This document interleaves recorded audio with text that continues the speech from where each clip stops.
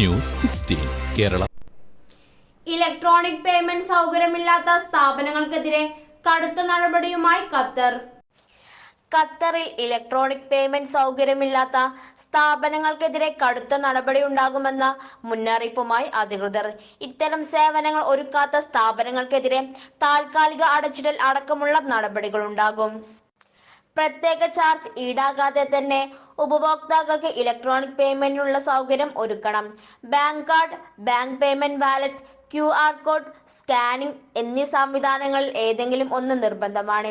ഇക്കാര്യത്തിൽ വീഴ്ച വരുത്തുന്നത് ശ്രദ്ധയിൽപ്പെട്ടാൽ 14 ദിവസത്തേക്ക് വരെ സ്ഥാപനം അടച്ചിടുമെന്ന് ഖത്തർ വാണിജ്യ വ്യവസായ മന്ത്രാലയം അധികൃതർ മുന്നറിയിപ്പ് നൽകി. ഡിജിറ്റൽ പണമിടപാട് പ്രോത്സാഹിപ്പിക്കുന്നതിന്റെ ഭാഗമായാണ് ഈ നടപടി. കുറഞ്ഞ കാശിൽ കൂടുതൽ സുരക്ഷ എന്നതാണ് മന്ത്രാലയത്തിന്റെ നിലപാട്. 2022 വാണിജ്യ മന്ത്രാലയം നിയമഭേദഗതി പ്രകാരം വാണിജ്യ, വ്യവസായ, പൊതു ഔട്ട്ലെറ്റുകളിലെല്ലാം ഈ പേയ്മെന്റ് സൗകര്യമൊരുക്കണമെന്നാണ് നിയമം. ഡെബിറ്റ്, ക്രെഡിറ്റ് കാർഡുകൾ, internet banking, mobile wallet, digital payment app, bank prepaid card, mobile banking തുടങ്ങിയവയും ഇതിന്റെ ഭാഗമാണ്. രാജ്യത്തെ POS ഇടപാടുകൾ വർദ്ധിച്ചതായി കഴിഞ്ഞ ദിവസം പുറത്തിറക്കിയ ഖത്തർ സെൻട്രൽ ബാങ്ക് റിപ്പോർട്ടിൽ വ്യക്തമാക്കിയിരുന്നു.